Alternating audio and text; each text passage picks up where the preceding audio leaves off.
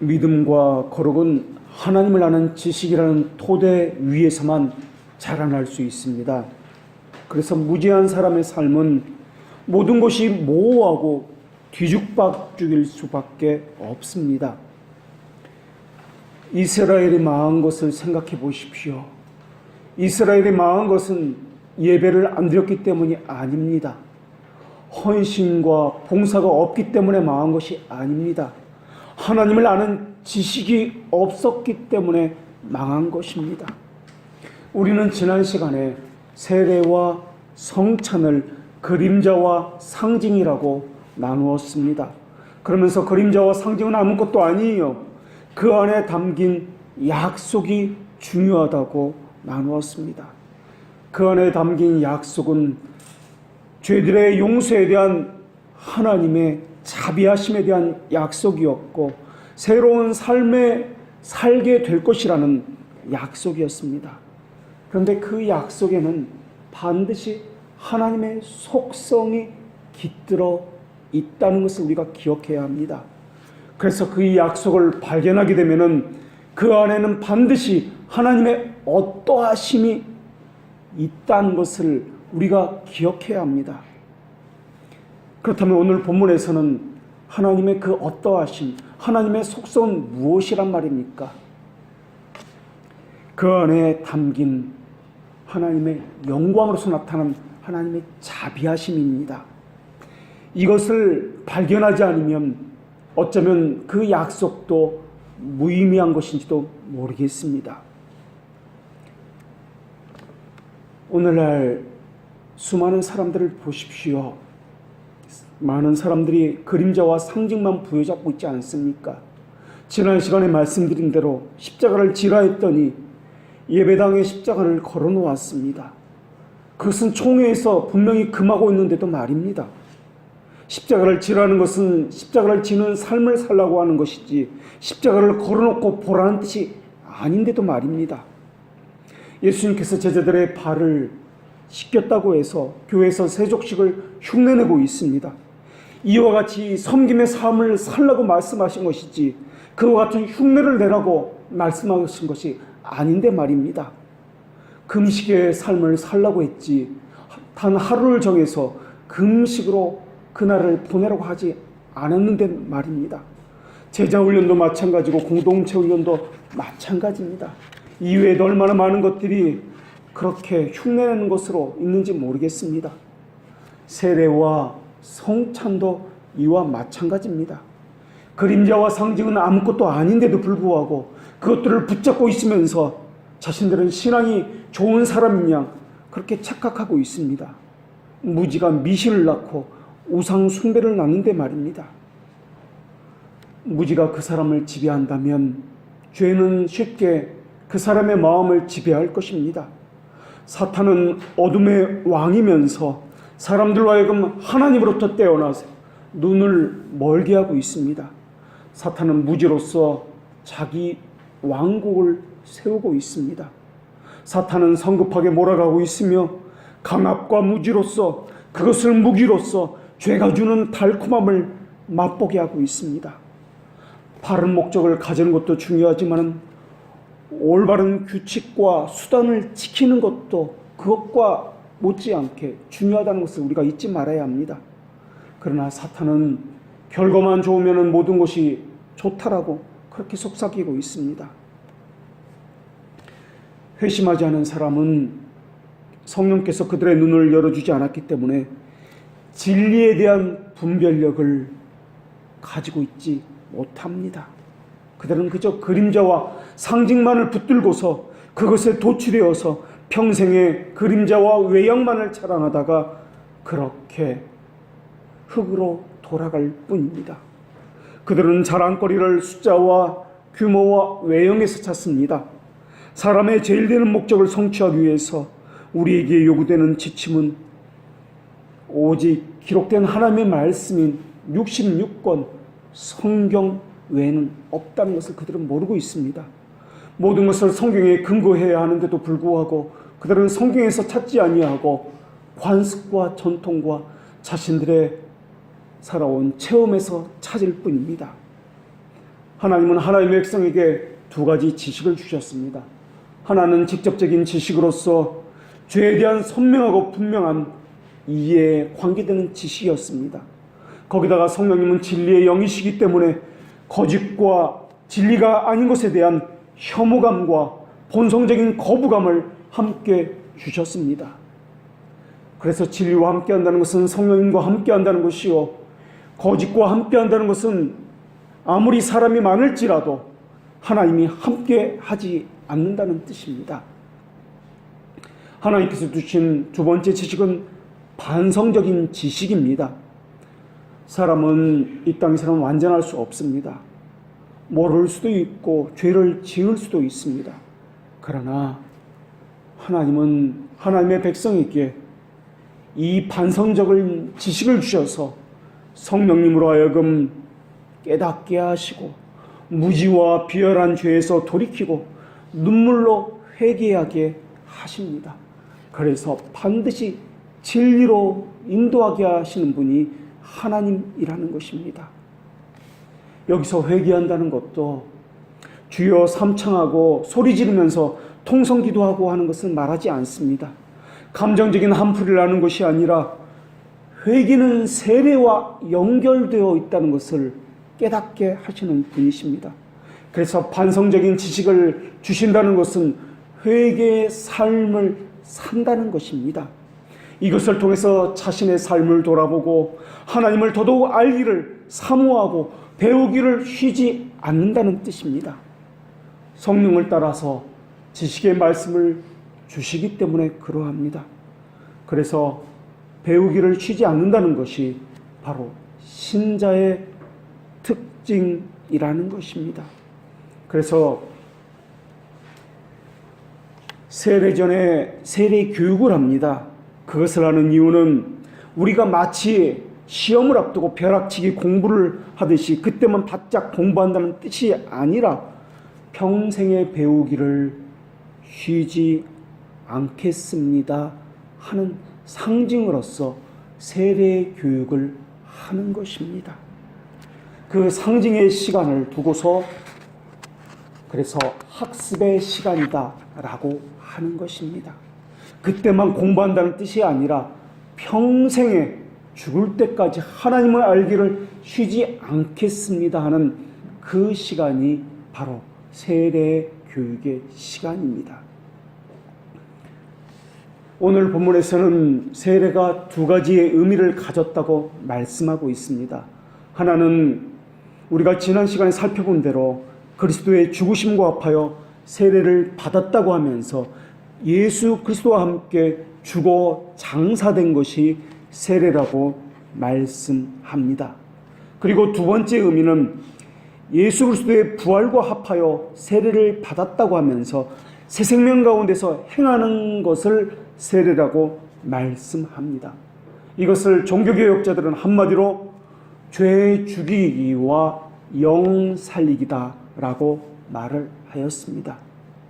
그래서 죄에 대해서 죽는 것을 칭이다 라고 말을 하고 새 생명 가운데서 사는 것을 성화다 라고 말을 합니다.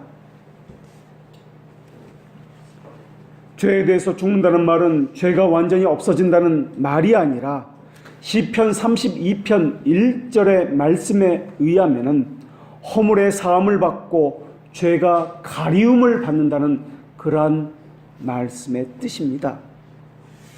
그런데 오늘 본문에 보니까 세례를 죽음과 연결시키면서 장사되었다라는 말씀을 하고 있습니다. 그런데 이 장사되었다는 말씀의 이 단어의 뜻에는 함께 매장되었다라는 뜻을 가지고 있습니다. 함께라는 뜻을 가지고 있다는 것입니다. 함께라는 뜻은 다른 말로 접붙임이다, 연합이다, 내주하심이다 라는 같은 의미라는 것입니다. 또 여기서 장사되었다는 이 단어가 우리가 잘 알고 있는 엑소더스라는 그런 단어를 사용하고 있습니다. 오늘 본문에서만 엑소더스라는 단어를 사용하고 있는 것이 아니라 누가복음 9장 31절에서도 예수님께서 제자들에게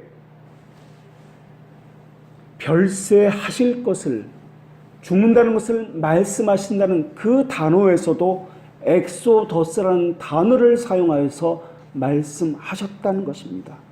엑소더스라는 단어의 뜻은 탈출이라는 단어입니다. 엑소더스라는 것은 출애굽의 그 단어입니다. 그래서 출애굽기 할 때, 홍해 바다를 건너서 출애굽기 할 때 엑소더스라고 이야기합니다.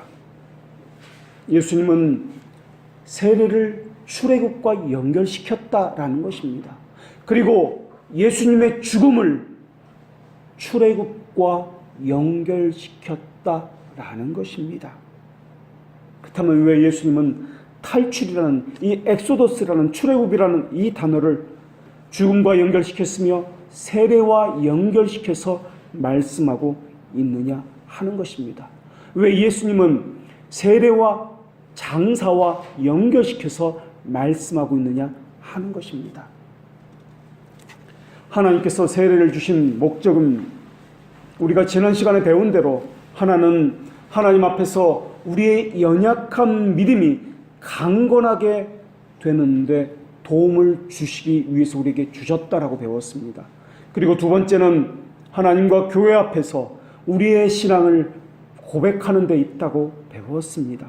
그래서 세례라는 것은 우리가 깨끗하게 되었다는 표와 상징과 그림자라고 배웠습니다.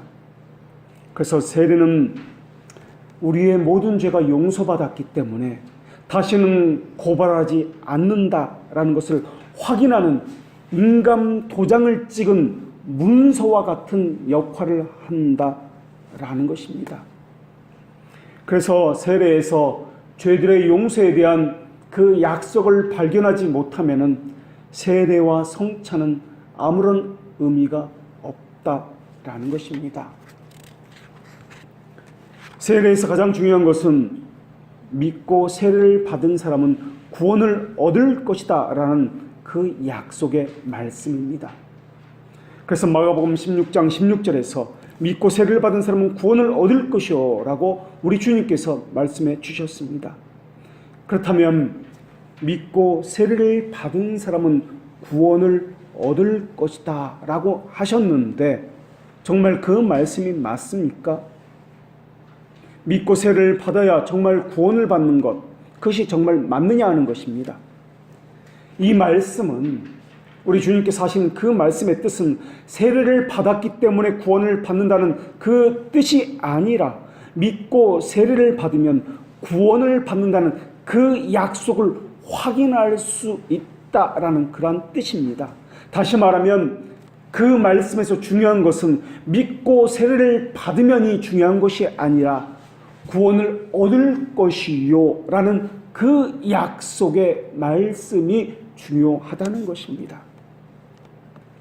하나님께서 노아에게 주신 무지개에 대한 약속이 무엇입니까? 하나님께서는 다시는 물로써 세상을 심판하지 않겠다는 약속의 뜻이 무지개에 담겨 있습니다. 그렇기 때문에 하나님께서는 창세기 9장에서 무지개를 기억하라고 말씀하지 아니하시고 내가 너희와 세운 영원한 기억을, 영원한 언약을 기억하라라고 말씀하셨다라는 것입니다. 그것도 한 번만 말씀하신 것이 아니라 반복적으로 내가 너희와 세운 영원한 언약을 기억하라라고 계속해서 말씀하셨다라는 것입니다. 중요한 것은 무지개가 아니라 하나님과 맺은 그 언약이 중요하기 때문에 그랬던 것입니다. 세례도 마찬가지입니다.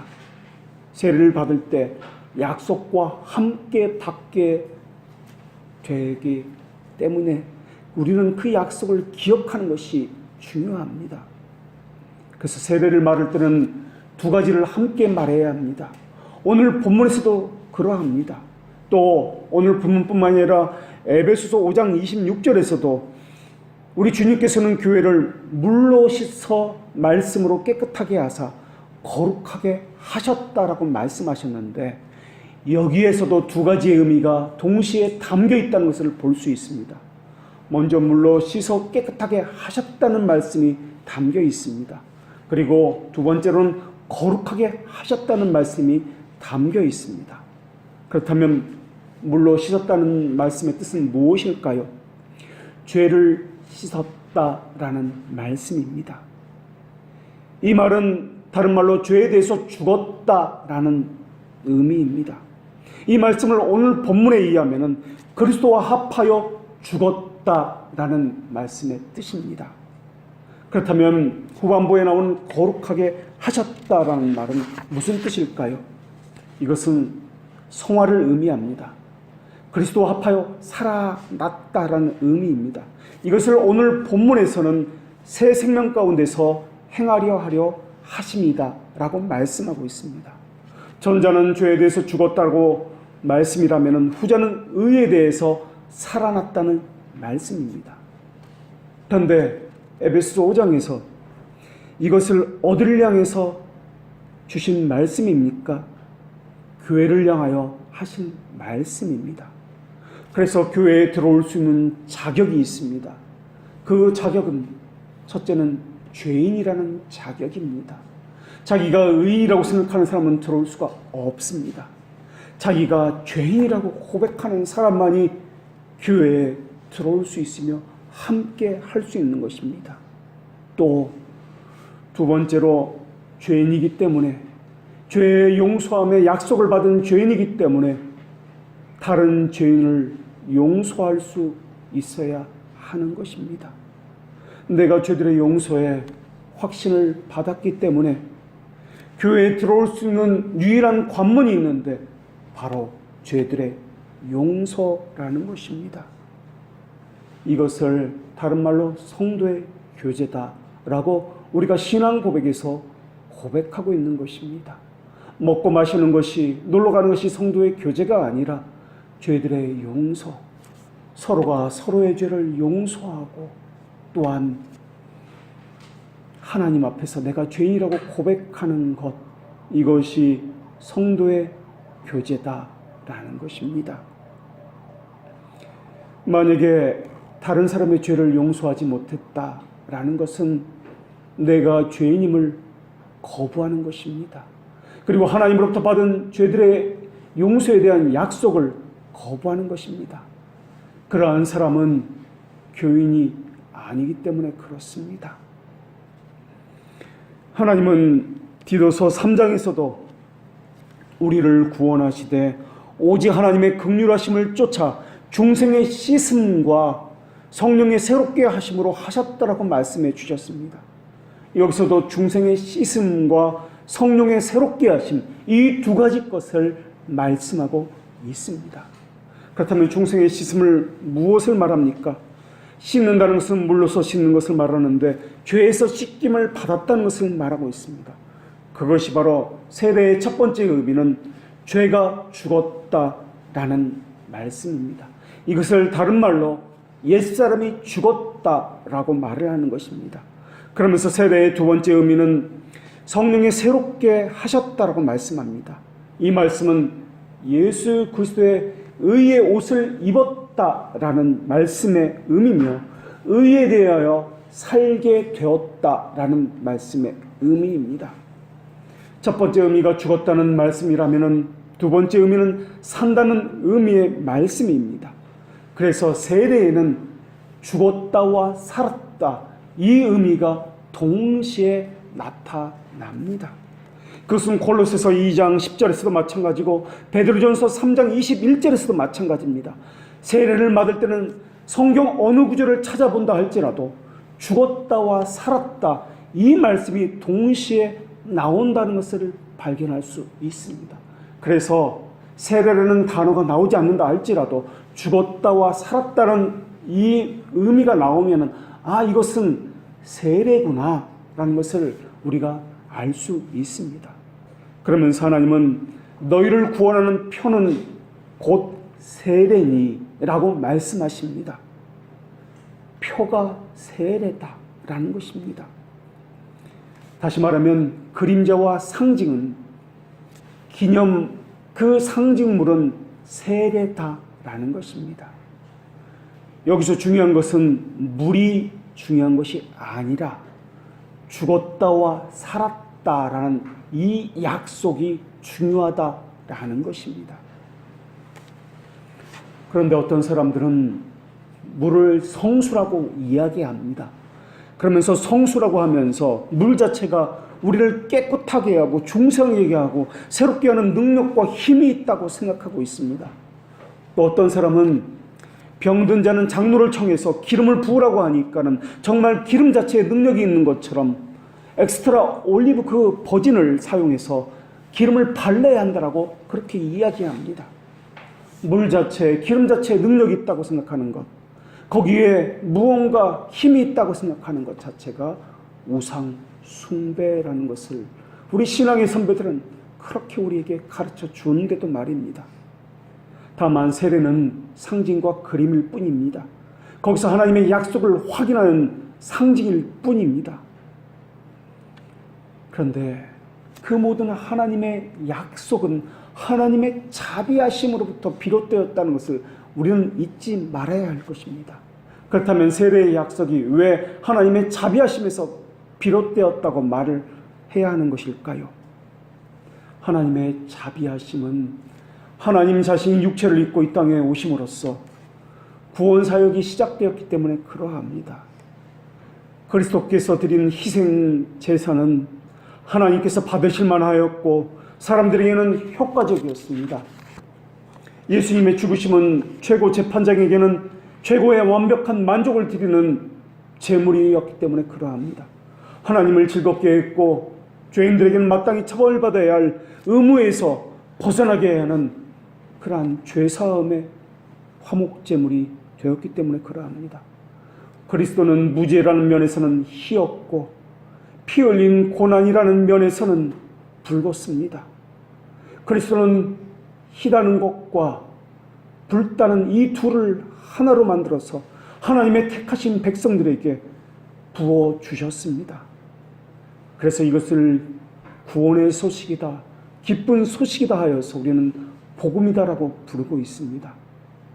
그리고 이 복음에는 반드시 죄들의 용서에 대한 소식, 이것이 들어있다는 것을 우리는 알 수가 있습니다. 그래서 복음에는 반드시 죄들의 회개라는 선포가, 그리고 용서라는 그 하나님의 약속이 들어있습니다. 이것이 복음의 정의입니다. 만약에 여러분이 듣는 설교 가운데 죄들에 대한 책망과 회개가 없다면 그것은 복음이 아니라는 것을 기억해야 할 것입니다. 성령님은 죄와 의와 세상에 대해서 책망하는 분이기 때문에 그러합니다. 마찬가지로 세례에서도 죄들의 회개와 용서가 빠지면은 세례는 아무것도 아닙니다. 성찬도 마찬가지입니다. 그렇다면 여기서 하나의 의문이 생깁니다. 왜 물로 세례를 받는 것을 죽어서 장사되었다는 것과 동일한 의미로서 그렇게 성경은 표현하고 있느냐 하는 것입니다. 유대인들에게 죽는다는 것은 물에 수장되는 것을 의미하지 않습니다. 죽는다는 것은 유대인들에게 동굴에 묻히는 것, 동굴에 갇히는 것을 의미합니다. 예수님도 장사되었을 때 물에 수장된 것이 아니라 동굴에 갇혔습니다. 그래서 유대인들의 생각에는 죽는다는 것은 물과는 전혀 상관이 없습니다. 그런데도 물을 죽는 것과 관계지어서 말씀하고 있다는 것입니다. 우리가 기억하는 것은 세례가 우리에게 주는 약속이 있는데 이 약속은 죄와 관련되어 있다는 것입니다. 그리고 그 약속의 중심에는 그리스도가 있다는 것입니다. 그렇다면 다시 한번 똑같은 질문을 드리겠습니다. 죄들의 용서는 물로서 베푸는 세례를 받았기 때문에 죄들의 용서가 있는 것입니까? 아닙니다. 사도행전 10장에 보면은 고넬료가 세례를 받은 후에 성령을 받은 것이 아니라 성령을 먼저 받은 후에 세례를 나중에 받은 장면이 나옵니다. 이것은 고넬료만이 아니라 회심한 바울에게서도 동일하게 성령을 먼저 받은 후에 그 표징으로서 세례를 나중에 받는 것이 바울에게도 나타납니다. 성령을 받은 이후에 세례를 받은 이유는 세례에서 죄들에 대한 용서를 찾은 것이 아니기 때문에 그렇습니다. 고넬료가 죄들의 용서에 대한 확신을, 그 약속을 받은 것은 세례를 통해서가 아니라 하나님의 말씀을 들을 때 그 성령님이 임하셔서 죄들의 용서에 대한 확증을 받았습니다. 말씀과 함께 역사하시는 분이 성령님이십니다. 그래서 성령님을 우리는 진리의 영이다, 말씀과 함께 역사하시는 분이다라고 우리는 그렇게 이해하고 있습니다. 성령님이 임하고 나서 고넬료가 나중에 세례를 받는데, 세례를 통해서는 자신이 받은 이 죄사함의 확신이, 용서가 확신과 위로와 보증이라는 것을 그때서야 도장으로서 확증받게 됐다라는 것입니다. 이미 접부져진 상태입니다. 이미 화목되어지고 연합되어진 상태에서 세례를 나중에 받은 것입니다.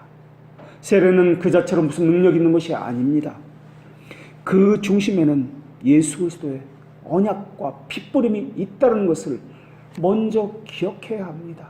그것은 복음 선포로서 우리에게 전해주시는 것입니다. 그렇다면 물로 깨끗이 씻었다는 뜻은 무엇입니까?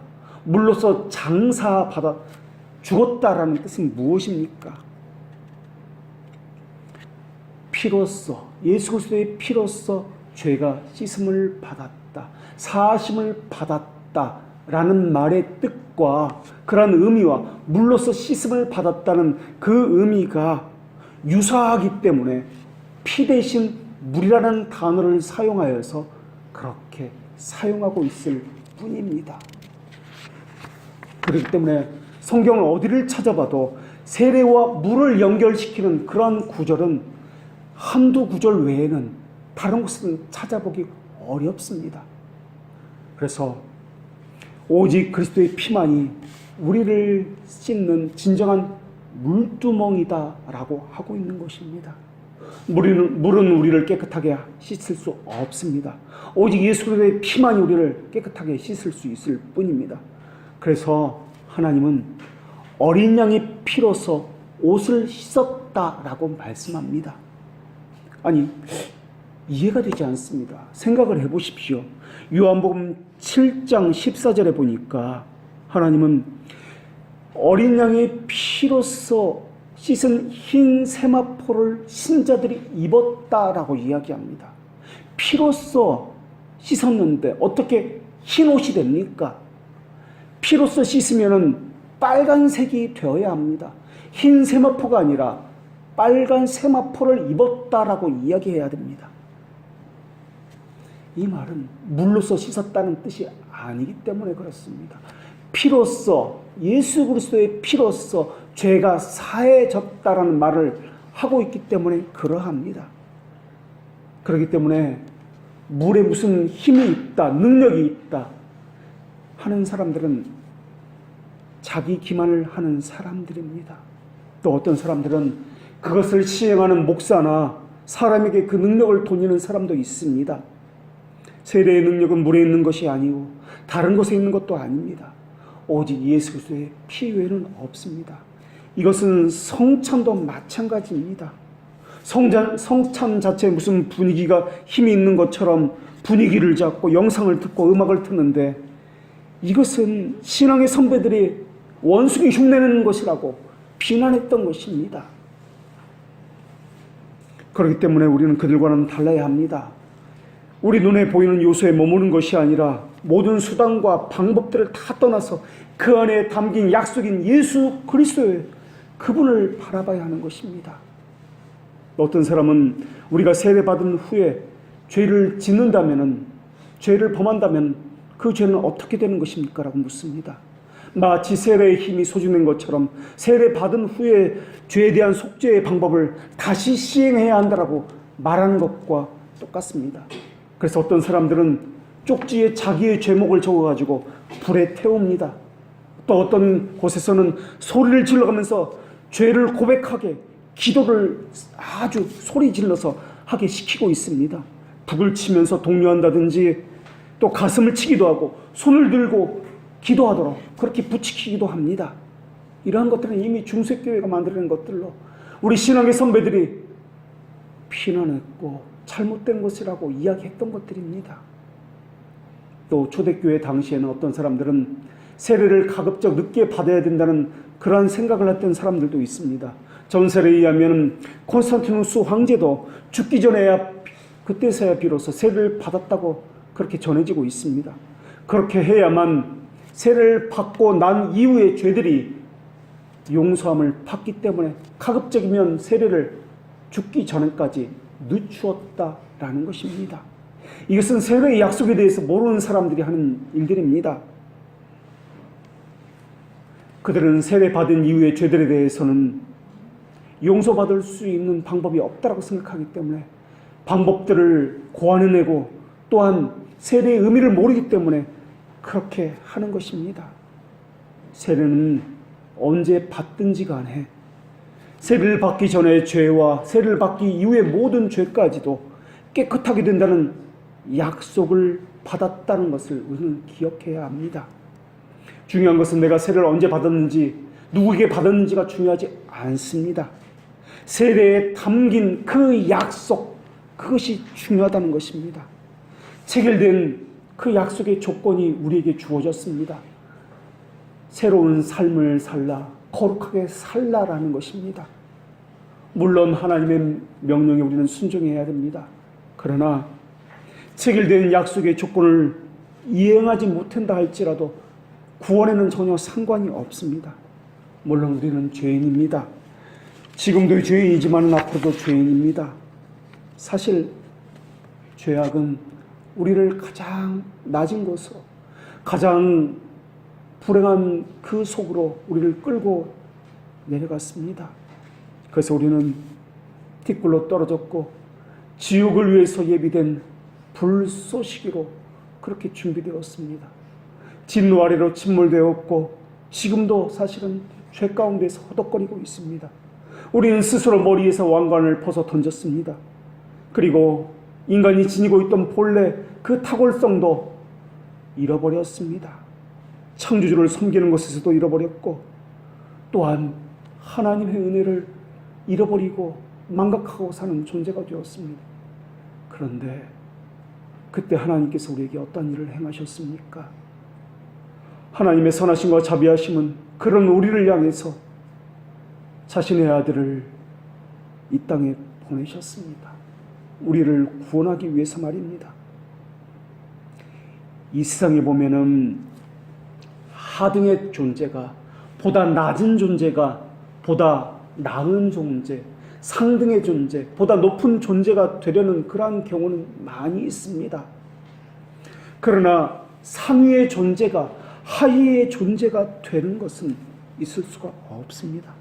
모두가 다 신이 되려고 하고 모두가 다 높임을 받고 섬김을 받으려 합니다. 그러나 하나님은 하등의 존재가 스스로 되셨습니다. 상위의 존재인 우리가 마치 하위의 존재인 벌레와 지렁이와 그렇게 되는 것과 마찬가지처럼 말입니다. 하나님이 인간이 되셨다는 것 자체가 큰 고통이었을 것입니다. 십자가에서 죽으신 그 고통만이 고통이 아니었을 것입니다. 그러나 예수님은 거기서 그치신 것이 아니라 자기 피를 흘리셨고 자기 목숨을 내어주셔서 죄인된 우리를 치료하셨고 구원하여 주셨습니다. 그리고 거기서 그치신 것이 아니라 죄들의 그 용서에 대한 약속을 보증해 주셨고 또 거기서 그친 것이 아니라 그 상징으로서 세례와 성찬을 행해라 라고 말씀해 주셨다는 것입니다. 세례와 성찬을 행하라는 것은 우리를 귀찮게 함이 아니라 우리에게 은혜를, 하나님의 자비하심을 더더욱 확인하게 하기 위한, 우리를 위한 표징으로서 주신 것입니다. 그렇기 때문에 세례의 약속은 우리의 능력에 기초한 것이 아닙니다. 하나님의 오직 자비하심과 순결하심에 기초한 것입니다. 그분의 순결하심은 어떠한 것에도 오염되거나 또한 오점과 흔적을 남기지 않는다는 것을 우리는 기억해야 할 것입니다. 그분의 순결하심이 우리의 죄악 때문에 더러워지지 않는다는 것을 기억하십시오. 우리의 죄악, 오고 오는 인류의 모든 죄악을 그분의 선하심은 덮고도 오염됨이 전혀 없으십니다. 그 순결함과 그 흰, 그 거룩하심은 그 죄악을 덮고도 오염되는 것이 전혀 없이 그 본질 그대로, 순결하신 그대로 가지고 있다라는 것입니다. 만약에 우리의 더러움 때문에 그분의 순결하심이 영향을 받는다면, 조금이라도 흠집이 난다면 그분은 순결한 분이 아닐 것입니다. 그분의 순결함과 거룩함이 훼손되고 조금이라도 더럽혀준다면 그분은 전능하신 하나님이 아닐 것이며 우리는 그분을 향해서 하나님이라 부르서는 안 될 것입니다. 우리의 기도 때문에, 우리의 봉사 때문에 그분의 영향이, 그분의 뜻이 변한다고요? 있을 수가 없습니다. 그분은 본질 자체가 하나님이십니다. 우리는 죄인이었고 빚을 졌고 파산한 자였습니다. 우리는 그분에게 순종할 값을 단 한 푼도 지불할 능력이 없었습니다. 그분을 만족시킬 만한 능력도 없었고 우리에게 주어진 형벌을 감당할 만한 그 힘도 우리에겐 없었습니다. 거기다 우리는 연약하기까지 하며 자신의 죄에 대한 보상을 지불할 능력도 없습니다. 그런데도 하나님의 거룩하심과 순결하심과 그 자비하심은 우리의 죄를 덮고도 훼손되거나 더러워지지 않았다는 사실을 기억해야 합니다. 이것이 바로 하나님의 위대하심입니다. 이것이 바로 하나님의 영광입니다. 세례에 대한 교훈은 오직 자기 죄에 지치고 눌려있는 신음하는 죄인들에게 주는 것입니다. 세례를 통해서 나타나는 것이 무엇입니까? 하나님의 순결하심과 하나님의 자비하심과 하나님의 은혜로움과 그 모든 것들이 단 한마디로 하나님의 영광을 통해서 나타났다고 오늘 본문을 통해서 하나님께서 말씀하고 있는 거 아니겠습니까? 죄인들을 일으켜 세우시며 더 이상 혼란과 절망에 빠지지 않도록 그들에게 위로하시며 회개하도록 그렇게 믿음을 주시는 분이 하나님이지 않습니까? 하나님은 또 무엇이라고 말씀하셨습니까? 길이 참으시는 중에 전에 지은 죄를 간과하심으로 자기의 의로우심을 나타내려 하셨다라고 말씀하지 않으셨습니까? 이 의로움이 우리에게 나타났습니다. 창조에서 우리의 본질은 모든 피조물보다 높은 위치에 있었습니다. 그러나 창조 시에 하나님과 인간이 연합되었다거나 함께했다거나 우리 안에 내주했다거나 우리 안에 거했다라고는 말씀하지 않으셨습니다. 그런데 구속에서는 어떻게 말씀하셨습니까? 창조는 죄를 짓기 이전에 죄를 짓지 않았다는 것을 전제로 하고 구속은 죄를 지었다, 오염됐다, 죄인이었다라는 것을 전제로 이야기합니다. 그런데 하나님은 창조에서가 아니라 더러운 죄인 되었을 때 하늘의 모든 군대보다 더 높이 받도록 우리를 들어 올리셨다라는 것입니다.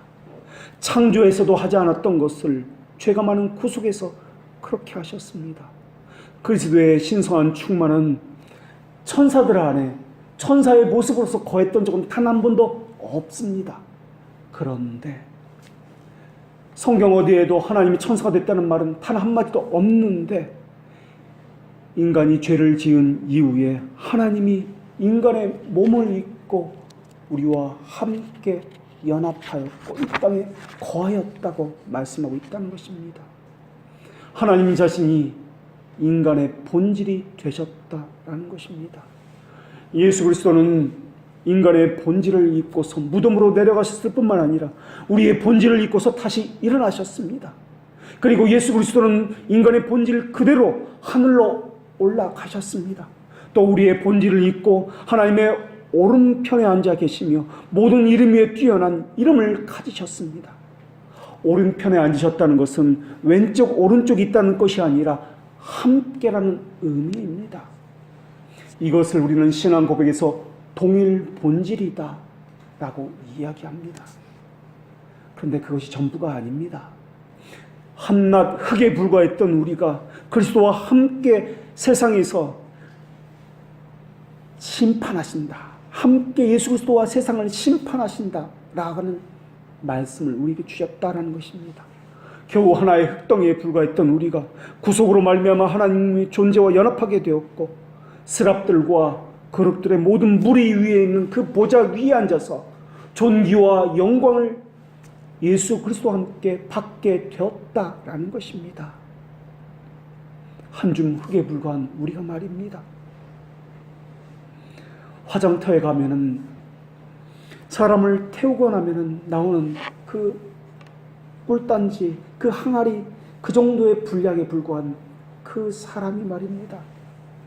죄 때문에 더 이상 낮아질 수 없을 만큼 비참한 상황에 떨어진 우리가 하나님의 존재와 연합됐다는 것을 생각해 보십시오.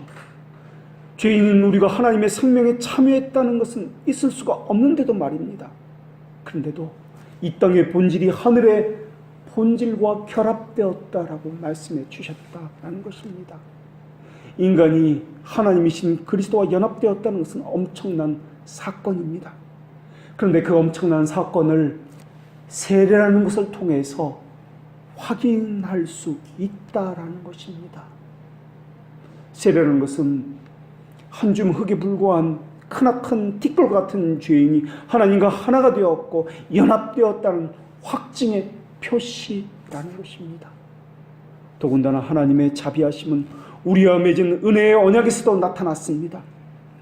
하나님은 우리가 지은 죄에 대해서 옛 언약의 조항을 주장하실 수도 있었습니다. 그리고 우리에게 인간이 가진 본래의 지위인 흙으로 돌아가라고 요구할 수도 있으셨습니다. 그러나 하나님은 인간의 땅으로 내려오셨고 인간에게 더 은혜로운 방식을 제안해 주셨습니다. 하나님이 인간과 새로운 언약을 맺을 이유가 없는데도 말입니다. 첫 번째 언약을 맺은 인간에게 새로운 언약을 맺을 이유가 하나님께는 전혀 없었습니다. 우리는 반역자입니다. 반역자에게는 가혹한 형벌을 내려야 함이 왕으로서 마땅한 법입니다. 그러나 하나님은 왕으로서 형벌을 내린 것이 아니라 은혜를 베풀어 새로운 언약을 맺으셨습니다. 그런데 우리는 그런 하나님에게 어떻게 대했습니까? 대적하고 반역했습니다. 그런데 하나님은 또한 그렇게 대적하고 반역하는 우리에게 어떻게 대했습니까? 자비와 은혜로 대하셨습니다. 심지어 죄들의 용서에 대한 약속까지 친절하게 베풀어 주셨습니다. 그때 우리는 또 하나님께서 주신 약속에 대해서 그 세례와 성찬에 대해서 어떤 태도로 임했습니까? 하나님, 우리를 불쌍히 여겨 주시옵소서. 하나님은 외적 수단을 가지고 일하시는 분이십니다. 아브라함은 하나님이 자신과 언약을 맺겠다고 말씀하시는 것을 듣고서 놀라서 땅에 엎드려졌습니다. 모세도 하나님께서 이스라엘 백성과 언약을 맺으시겠다고 불 가운데서 말씀하시자 두려워서 벌벌 떨었습니다. 하나님은 아브라함에게는 송아지를 반으로 갈라서 나누어 놓게 했고 그 가운데를 타는 횃불이 지나가는 가시적 외적 수단을 가지고 일하셨고, 모세에게는 가시나무 떨기 속에서 타오르는 불이라는 가시적 외적 수단을 가지고 약속을 보이셨습니다. 예수님은 제자들에게 십자가라는 외적 수단을 가지고 약속을 보이셨습니다. 그리고 예수님은 도마에게는 친절하게도 내 옆구리를 만져보라 라는 이 표적을 가지고 외적 수단을 가지고 믿음을 견고하게 하셨습니다. 하나님은 오늘 우리에게도 예수님께서 직접 제정하신 세례와 성찬이라는 외적 수단을 가지고 말씀해 주고 계십니다. 신앙의 인물들은 하나님께서 이러한 외적 수단을 가지고 말씀하실 때, 자신을 드러내 주셨을 때 두려워서 벌벌 떨고 하나님을 경외하는 마음으로 그 자리에 임했습니다. 무서워 벌벌 떠는 마리아를 보십시오. 무서워하지 말라. 하나님께서는 직접 말씀하셨습니다. 다메섹 도상에서 눈이 멀어 서 있는 바울을 보십시오. 놀라서 땅에 엎드려지고 무서워서 벌벌 떨고 있습니다. 참된 교회에는 하나님의 말씀을 참되게 듣는 신자들이 있습니다. 그리고 하나님의 말씀이라는 은혜의 수단들을 통해서 그 안에 담긴 하나님의 약속과 그리스도를 경외하는 눈으로 바라보는 그 경외심이 함께 있습니다. 그분으로 인해서 율법의 저주와 정죄에서 은혜의 달콤함과 죄들의 용서로 옮겨갔기 때문에 너무나 그분을 향한 경외심이, 은혜가 우리 안에 크고 넘치기 때문에 그것은 찬양으로, 예배로 나타나는 것이기 때문에 그러합니다. 그리고 그 표로 주신 것이 세례의 언약입니다. 그 세례의 언약은 다시는 너희를 죄로서 저주를 내리지 않을 것이며 다시는 죄의 지배 가운데 너희들은 들어가지 않을 것이다라는 약속입니다. 그 약속을 보고 듣고 또한 받은 사람이 취해야 할 자세가 무엇입니까? 나는 그 약속과는 상관이 없다. 그 예배는 세례식이 있기 때문에, 성찬식이 있기 때문에 그 세례식에 참여하는 그 사람들만 참여하는 것이다.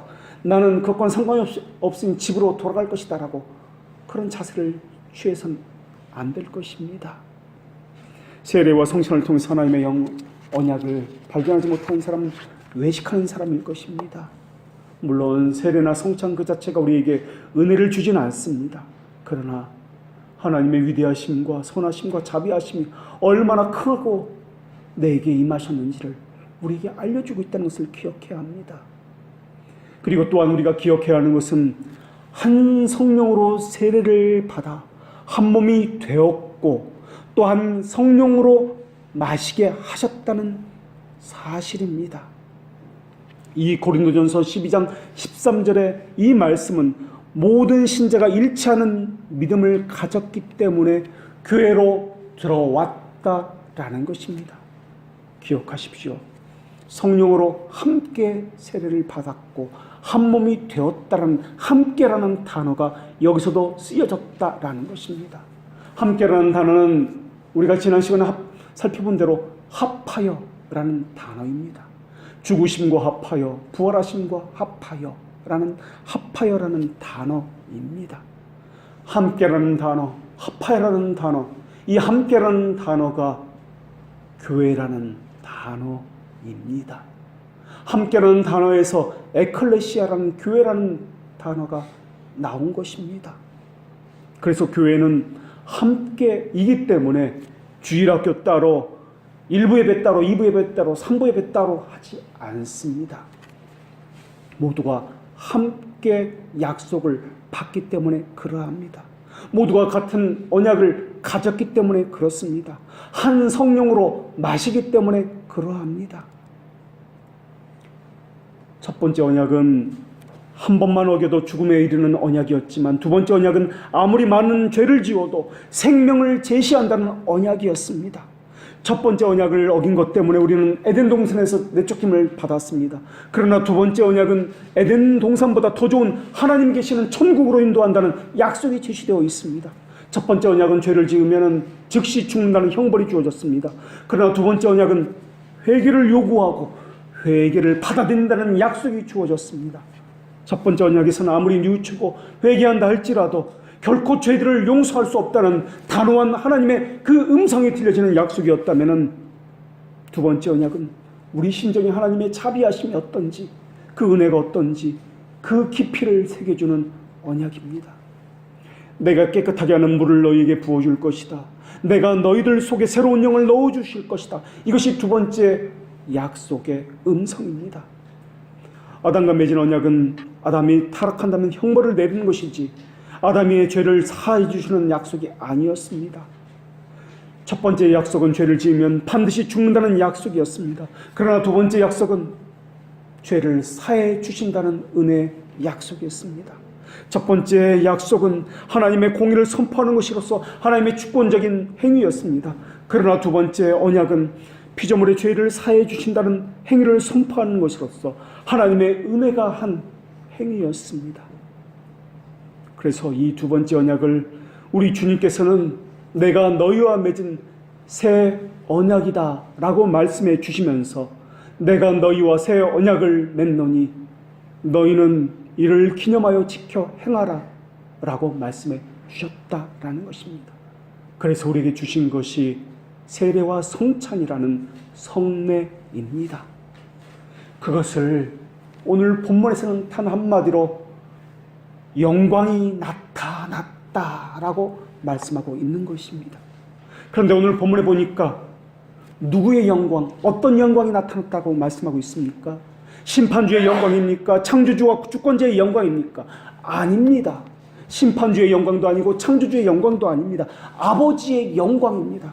아버지라는 말은 보호자라는 말이며 모든 것을 책임지고 계신다는 뜻입니다. 아버지의 영광은 자비로우시고 은혜가 풍성하시며 노하기를 도대하시며 긍휼이 풍성하심으로 우리에게 나타났습니다. 첫 번째 언약은 죄 지은 피조물에게 어떤 자비도 허락하지 않는 언약이었습니다. 그러나 두 번째 언약은 모든 죄를 깨끗하게 하고 죄악 가운데 있는 우리를 위로해 주신다는 언약이었습니다. 그것을 우리가 하는 것이 아니라 하나님 스스로 그렇게 만들어 주시겠다는 언약이었습니다. 첫 번째 언약은 심판과 관계되는 언약이었다면 두 번째 언약은 심판자에게서 우리를 건져주시는 사랑이 넘치는 아버지의 언약이었습니다. 영원히 그 아버지는 내 편입니다. 죄를 져도 잘못을 저질러도 어떤 일을 해도 내 편입니다. 그분을 우리는 중보자다, 변호자다 라고 부르고 있습니다. 나를 대신해서 변호해 주시는 분, 그분은 위로자이시며 변호자이십니다. 첫 번째 언약에서는 진노로 잔뜩 찌푸린 하나님의 얼굴만 있었다면 두 번째 언약에서는 우리를 덮어주시고 건져주시는 치유하시는 예수 그리스도의 은혜로우신 자비하신 얼굴이 있습니다. 이것을 모두 담아서 상징적으로 보여주고 바로 하나님의 영광과 하나님의 자비하심과 선하심과 은혜로움이 들어있다라는 것을 우리에게 보여주는 그 표시가 바로 세례라는 것입니다. 이것을 오늘 본문에서는 하나님의 영광이라고 하고 있습니다. 하나님의 영광이 아니라 분명히 말씀드리면 아버지의 영광입니다. 아버지의 영광이 세례를 받는 모든 무리 위에 함께 있다라는 것입니다. 아버지의 영광이라는 것은 세례를 받는 모두에게도 자녀다라고 부른다는 뜻입니다. 그렇기 때문에 세례야말로 하나님의 영광, 아니 아버지의 영광에 부합합니다. 기도하겠습니다.